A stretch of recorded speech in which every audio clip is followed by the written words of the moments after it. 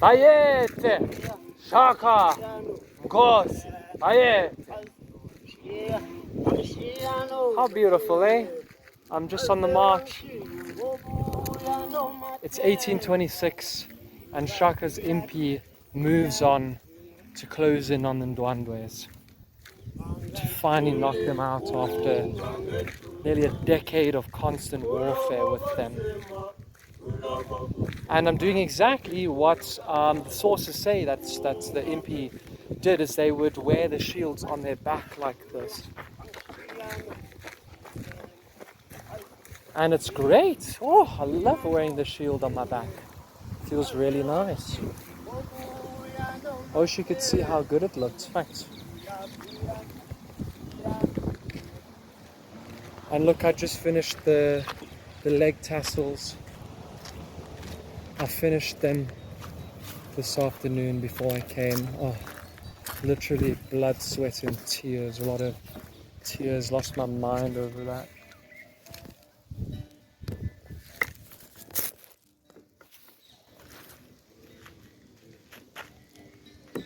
There you go, one of Shaka Zulu's Impi from 1826, the time when he campaigned against Ndwandwe for the final time.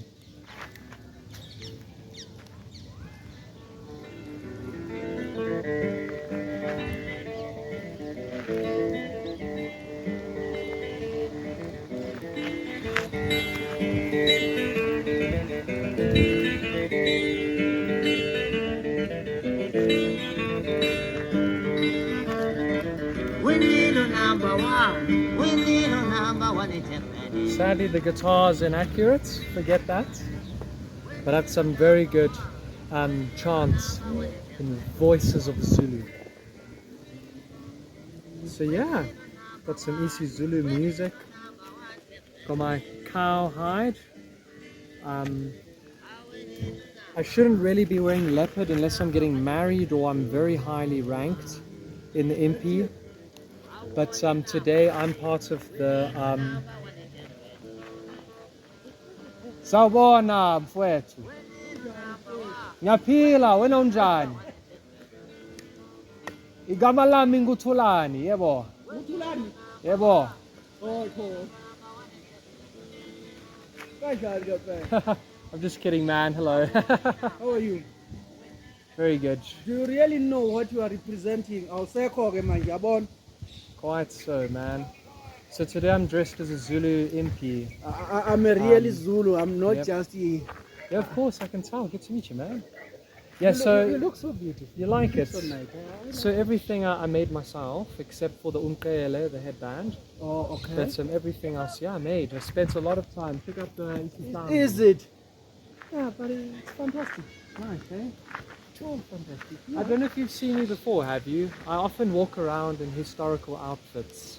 I'm a history teacher, so I go around teaching history. And yeah, and I do all history. I've even got a Roman outfit. It simply shows that you do make a research on whatever that you are teaching. Yeah. So today, yeah, I'm part of Shaka's Impi during 1826 when he campaigned against the Ndwandwes. And that was a time when he was still building his empire. And yeah, no, he was a very powerful man back then. So these are just his typical soldier, troop of the line, one of his boys. With you know my your story. I'm very, very happy that there is someone who's following our culture. It's a great pleasure, especially man. From your tribe. It really shows that, yeah. Thank you. Interesting. It's interesting. Yes, keep it up, man. Keep it up. Good to meet you, man. Yeah. So my name's Gareth, not Tulani, but that's my Zulu name. Exactly. Yeah, and I'm just filming a bit of my new outfits to share history with everybody. Yeah. So I must also give you, you'll find my YouTube channel there. I do all my videos there, teaching history. A lot of fun. No problem. Yeah, man. Okay, thanks, well, thank you. Good keep to meet up, you. Man. Yeah? Of course. Let me keep on doing my way. Ngiyabonga. Where was I? Oh yeah, fighting the Ndwandwes. So, like I say, yeah, the leopard fur is a bit too advanced. Oh, hello, future people. Shaka divided his forces into three. The first was the Amawombe, which were basically the old breed, basically like the age 30 to age 40. and he kept them living all separately. The next so he divided his army into age group, and the next age group was the iziMpohlo. So those would have been his age 25 to 30, roughly, his warriors. And they basically were a little bit more experienced. The Ufasimba were the warriors that he picked from the age of 18, sometimes even 16, up until roughly 25. And the Ufasimba he molded out of his own likeness. So I was going to do an Ufasimba soldier, but the only problem is that I'm actually technically not the right age anymore, nearly. So I thought I'd actually do Shaka in the iziMpohlo. So the big difference is Sawubona. Hi, how's it? Yebo, Reception, are you? ngiyaphila. Shaka. Oh, Yes. Shaka. I never thought I'd have the Shaka bayete. Yeah, although I'm just one of his grunts. Today we are Gareth, now, isn't it? yes, that's it, Gareth. Although today I'm Tulani. pleasure. Tulani. That's my Zulu name.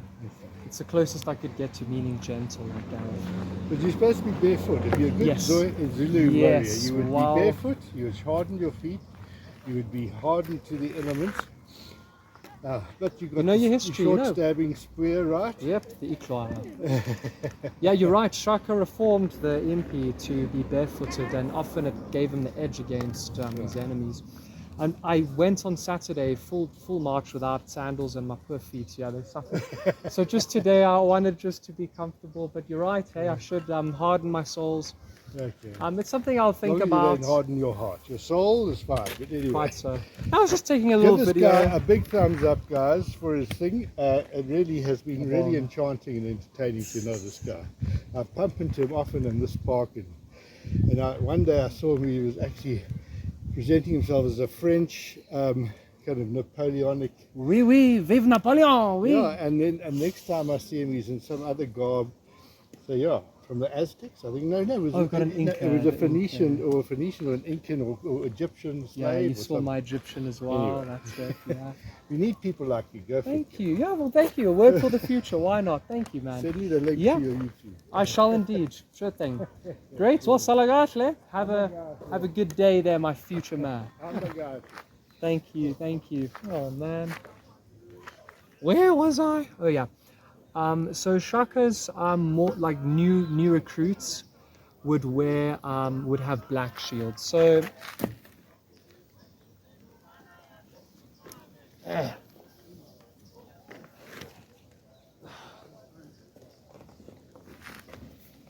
so you could tell which regiment it was based on the shield. So the darker the shield, aka the less white on it, the more of a raw recruit the soldier was. And even subdivided his regiments into different shield patterns. So in the iziMpohlo, they would have generally had a little bit of white on their shield like mine. They would have been a bit more experienced. And especially being in the iziMpohlo in 1826, I would have been in the Ufasimba during Shaka's early days. And I would have witnessed his slow rise to power in the later 1810s. So I've been promoted to have some white on my shield, but only his very elite Imperial Guard and his elite soldiers would have had all white shields.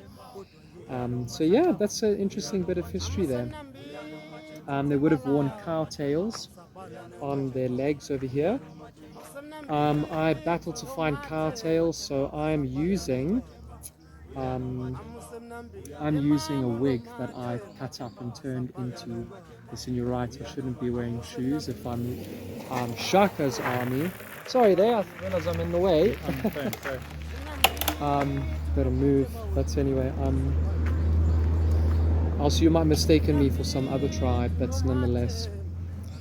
And yeah, springbok fur, everything homemade except for the headband, which was definitely a very warrior culture. They would have worn this as a warrior.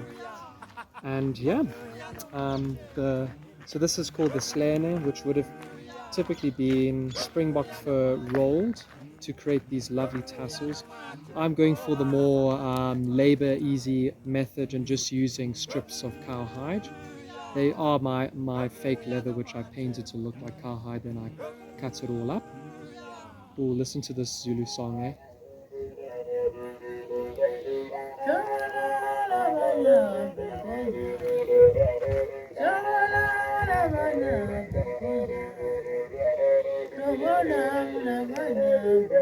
Yeah.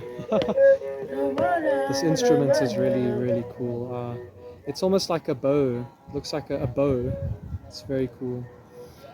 And the back is called iziMpohlo, which was also springbok hide.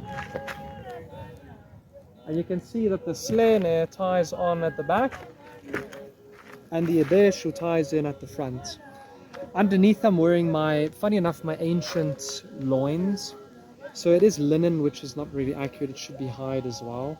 So I'll work on the underwear, but for now I'm wearing my ancient loins, which is close enough. It really does the part. So I took a video in my modern shorts, and it really ruins the image, especially from the side. And then Mbata is your chest cover, also springbok hide, with a hole cut in for the head. And over here, it splits so that your head can fit through it. And I've seen one source where it's tied. The only problem is a lot of these sources are modern, like wedding outfits, and they say traditional Zulu outfits, but you barely see any of Shaka's boys wearing anything on the top. So maybe I shouldn't even be wearing the Mbata.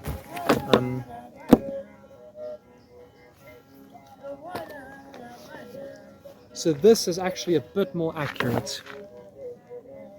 Some of his warriors didn't even have anything on the head. But you can go for this type image, which looks a lot more during the Shakan period. A lot of his soldiers were literally like the grunts. They wore almost nothing, not even slane. They just wore hide underwear. So you see the cowtails quite often. So I think it's quite safe to do that.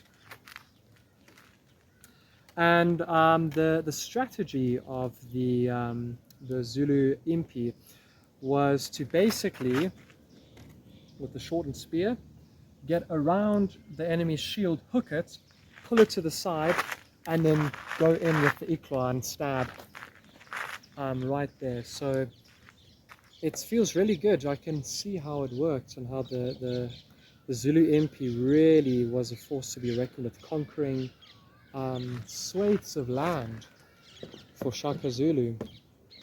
Anyway, that was a brief little insight. That would turn out to be much longer than I thought it was going to be. I could also wear cowtails on my arms as well. You see that quite often. Even there's a great, very like 1810s era picture of Shaka wearing them.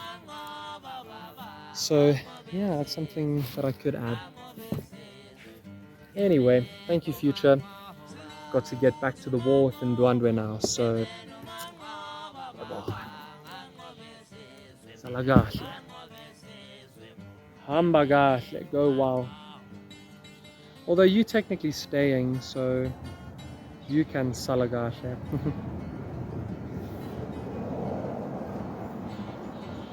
I want to make a leather pouch to just put stuff in. I'm sure some of his Impi did that, but yeah, the Mbata is a bit much. I'm a really fully kitted out soldier based on what you see, so I should be wearing less to be a bit more common, but this probably was done by a few of Shaka's more experienced troops. Anyway, see you around then, future.